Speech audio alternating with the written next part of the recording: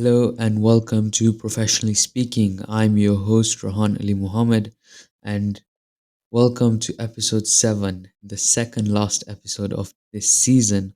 Next episode, we have someone very special that will be joining us, so do look forward to that. But while you're here, I do have someone special with me now. I have a lawyer. I think it's something that people that are good at public speaking have maybe thought of getting into, has been pushed into some people. So with me today, I have Zakir Mohammed, a lawyer by profession. Good evening, Zakir. How are you? Hi, Rehan. Thanks very much for having me on today. It's a pleasure to be here with you. Yeah, no, thank you for taking time out of your busy day or night, as I should say, to come and do this. No worries at all. So, tell me, Rehan, how do you want to get started? So I want to get to know you. Who is Zakir Mohammed? Sure. I'll give you a very quick history. So, I was born in Nairobi. I've grown up here. I went to the Aga Khan Junior Academy and then the Aga Khan Academy for 13 years of my life. Um, did the IB program, just like you, and loved it. I think the school gave me an excellent foundation to set me up for the future, and I still you know value some of the values that the school has inculcated in me. After that, I went to the UK to the University of Warwick. I studied law, and after that, I chose to come back home just because of the opportunities that I saw at home. And, I not only wanted to make a difference at home, but I wanted to sort of add to the development in the best way that I could. And I'm sure through the questions that you're going to ask me, we'll talk a bit more about this. Yeah, we will get more into it. So you mentioned about, you went to the University of Warwick, if I'm not mistaken, to study law. How long did that take? So, the actual degree was a 3 year degree. And you don't really specialize. I mean, you can start taking courses and stuff that you're interested in, but there are, you kind of study everything as a lawyer. You have to get the base foundation. But I did want to specialize in corporate and commercial law, just because that stuff really interested me. And then I moved back to Kenya, and then that's another 2 years of law school in Kenya in order for you to get your license. So I would say overall about 5 years to qualify as a lawyer, maybe 6 years, depending on where you study and how quickly you study. So do you need just an undergrad, or can you do like a master's and a PhD in law? Look, the sky is really the ceiling, right? So you can do a master's in law, you can do a PhD in law, you can go on to teach at universities, you can go into research, you can go into theoretical law, you can go into practical law. The scope is really big.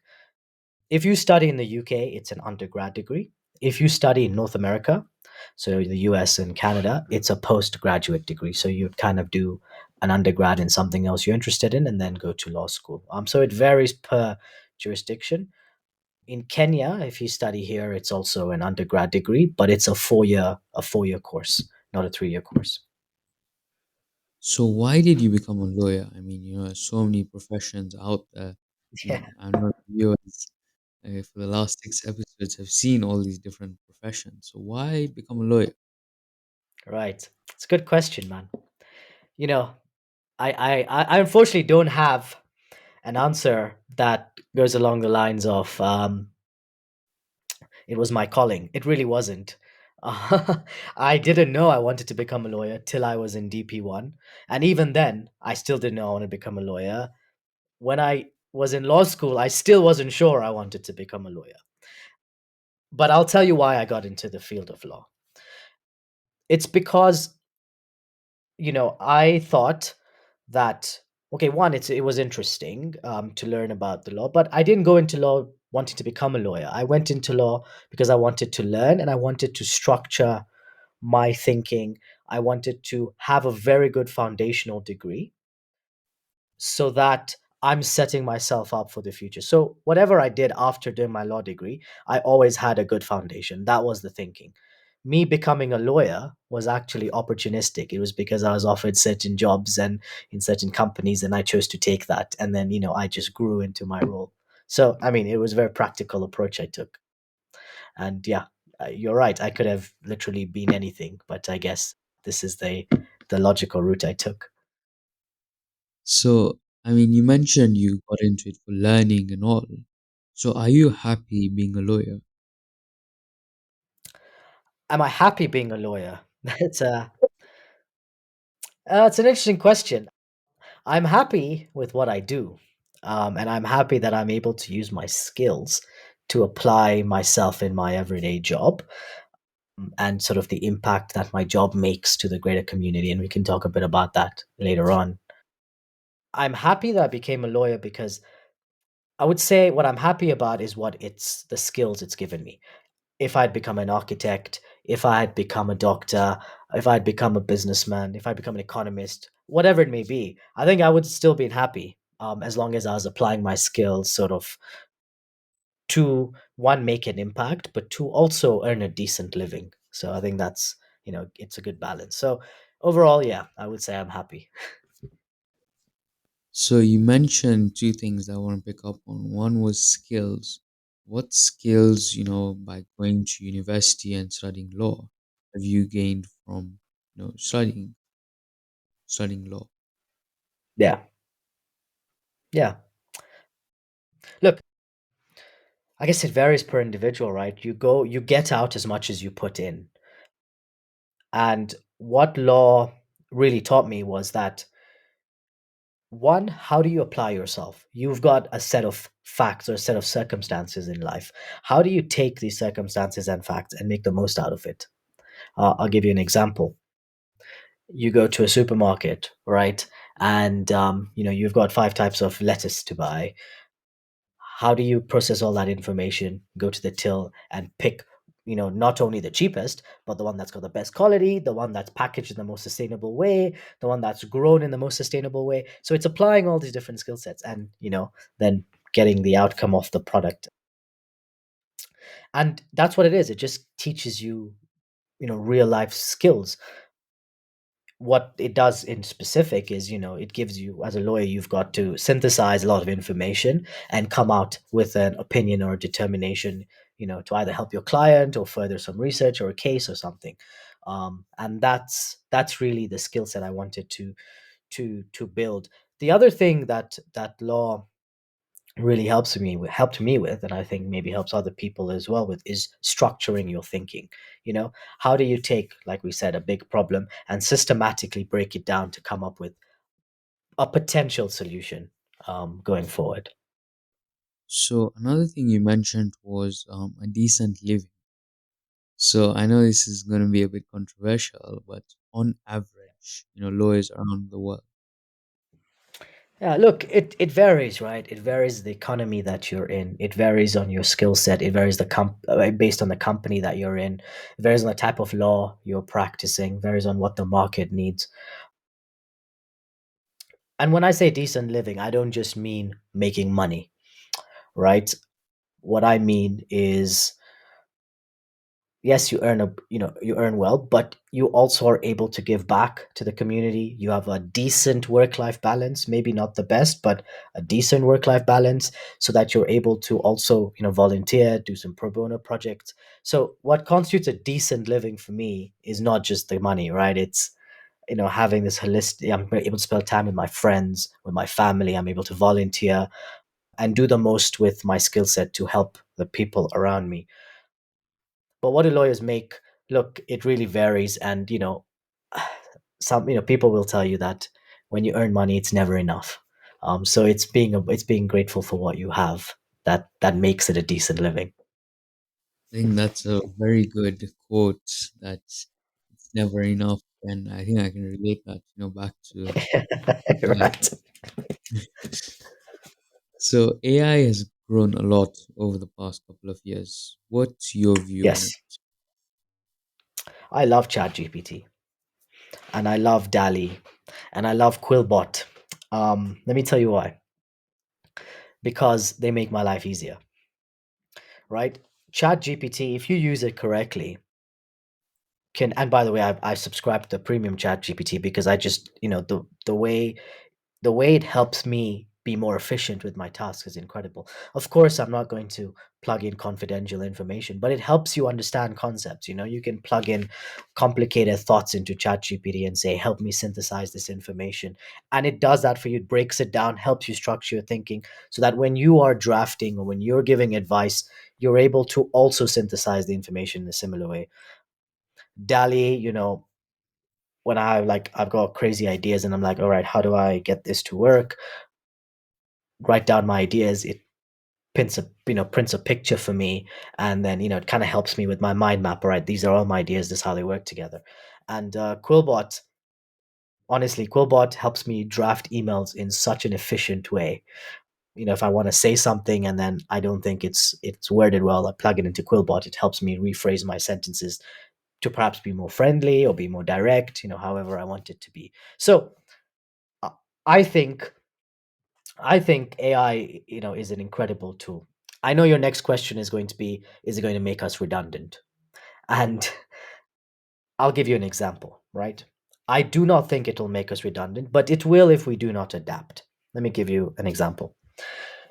A couple of centuries ago, the printing press was invented. Prior to the printing press, there were people's jobs were scribes. They would write out books, write out the news. Literally everything would be handwritten. When the printing press came, everyone freaked out. These people are going to lose their jobs, and it's going to make the art of handwriting redundant. One, we've seen that's not entirely the case because there's still, we still handwrite a lot. But two, the people who survived are the people who adapted and learned how to use that printing press to make their jobs easier and see how they can adapt with this, what we call a disruptive technology.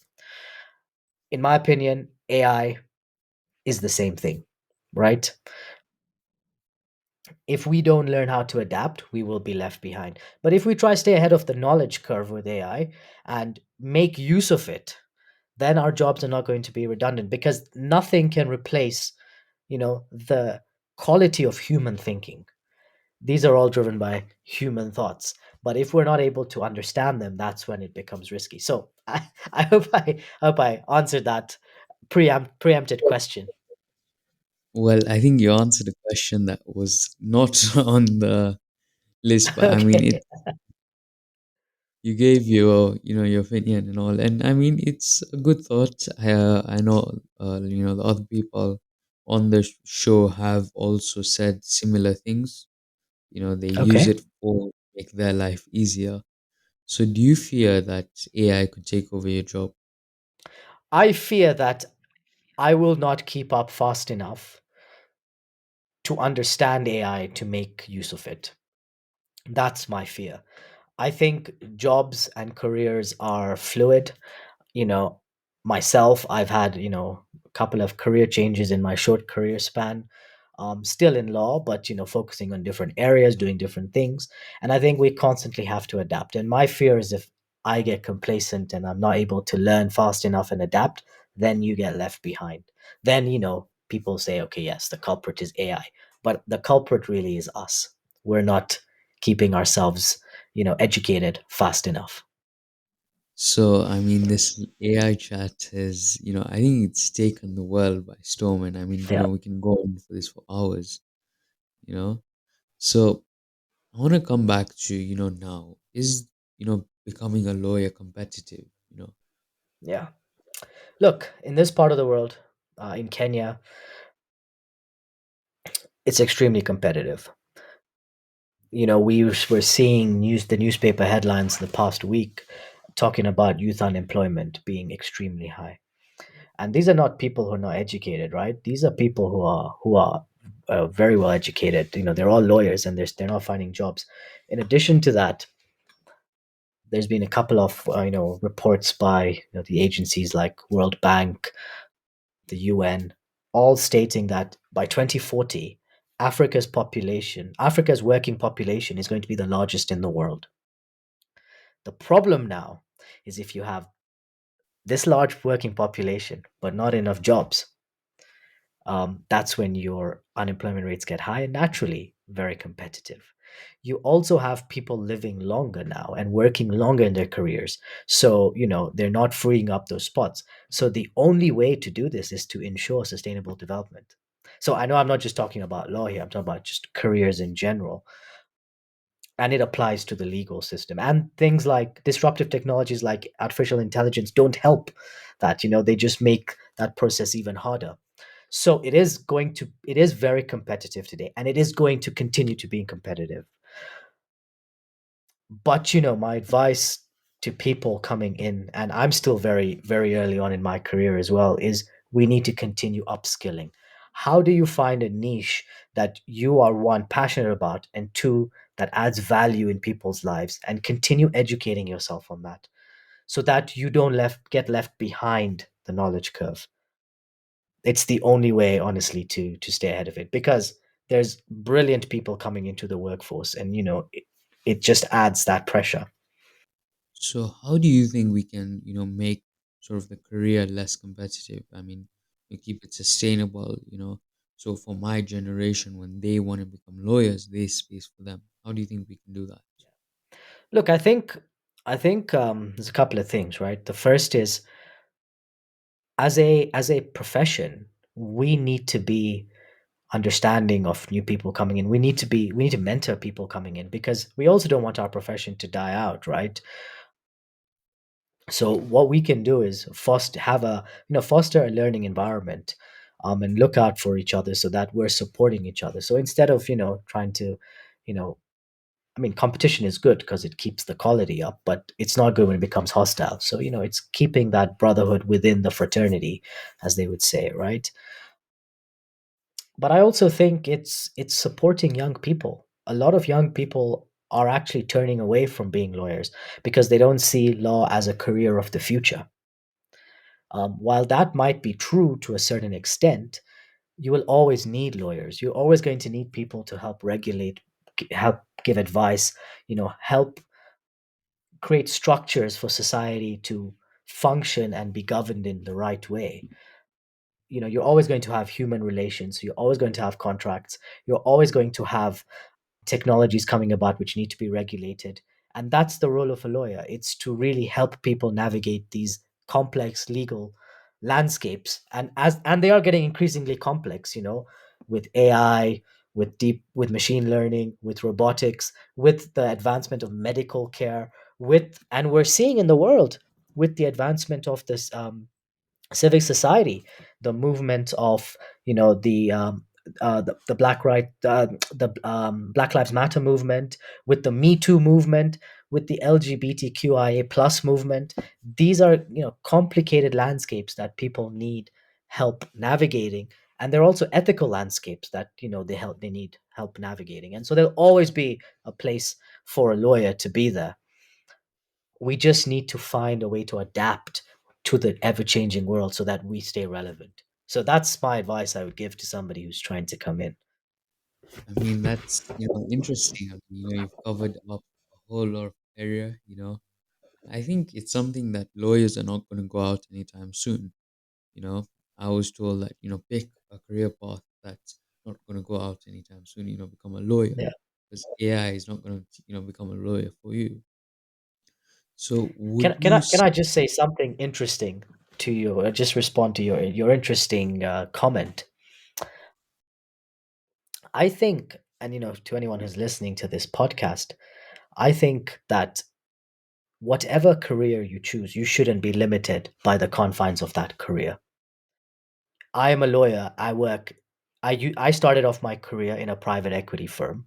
I moved to a corporate law firm with all the other lawyers, and I moved out of that recently back into a consulting and private equity firm. So I'm one of four lawyers on the team, but I have, a team of, 20 people around me who have different backgrounds, economists, people who've done finance, and engineers. So the conventional careers that we know might not be there. So don't let the career you choose limit your thinking. I have friends who are lawyers, who are sports lawyers. They're doing stuff in the sports space. I have friends who are lawyers who are in the media space, who are singing and producing music, right? So whatever career you choose, my advice would be choose it to learn, but choose the degree, choose the course to learn, but don't let it limit your possibilities, because you can be as creative as you want in the career. And nowadays, career lines are blurred. I mean, I've even seen like, doctors working at airports, so I think those career lines, as you said, are blurred now. It's not that a lawyer has to sit in an office and then go to court and then, Exactly. you Exactly. know, And by the way, I don't go to court at all. I've been to court twice in my life. So there you well, go. yeah. So do you think there is space for more people to join, the law career? Absolutely. Absolutely. I think there will always be space because we create that space. I think, people who want to join the career should think about what's their unique offering to this profession. Let's create that space. I have the opinion that we should not be trying to all, take a small cut off the same pie. We should be making the pie bigger so that we all can have enough from that pie. And that's what I would say. I mean, I'm one person that, loves to give, if I'm saying something, I love to give an example of the complete opposite thing. And I think Right. that's interesting how you mentioned the pie. So, I mean, yeah, I completely agree with you. Other professions, for the new generation are coming in. And yeah, I mean, it's very sort of interesting, like how we need to make space because, Yeah, in the next 30 years, job sustainability, like how you said, Africa is becoming one of the most biggest employment areas in the world. that's right. Yes. So we do need to make that space, and that space needs to start up from now. So we don't Totally have agree with you. jobs. So I totally agree with you. our last question for today: what's one piece of advice you would give someone thinking about becoming a lawyer? Okay.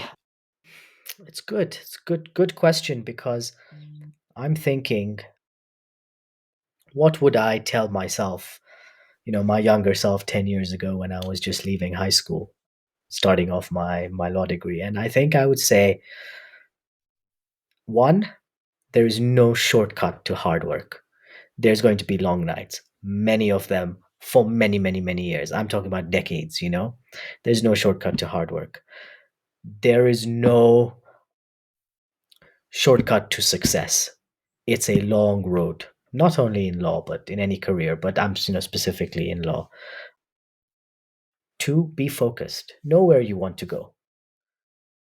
You know, have a game plan. The game plan can change, no problem. But make sure you have a game plan so that you know where you're walking or running towards. It's not just, in any direction. Three, I would say, know your values, right? You're going to be tested in life. Have a foundational values that you live by. It's very important how you talk to people, how you treat people, what work you take on, how you advise clients. It's integrity is everything in this profession. And four, I would say, stay true to yourself. You know yourself better than anyone else, right? Success takes different forms. Yes, maybe different lawyers around you are doing different things, or maybe they're making more money, or maybe they're in a bigger firm. But that doesn't determine success. You determine your own success. And, because it's a long journey, it's very important to keep reminding ourselves that, hey, this is where I want to go. But more importantly, look where I've come from. And that is success in itself. That's my final piece of advice I would share. I think we got 4 or 5 advices from one advice. I should charge you for my time now, like a good lawyer. Yeah. But yeah, thank you, Zakir, for taking time out of your busy day slash night to come and do this. To the viewers, thank you for watching. I really appreciate it and thank you for all the support. Do follow us on all our social medias at Professionally Speaking. Next episode is going to be a memorable one. It is going to be the finale episode. So do look forward to that. From me and Zakir, we are out. Thank you for watching, and we look forward to seeing you soon. All the best. See you later.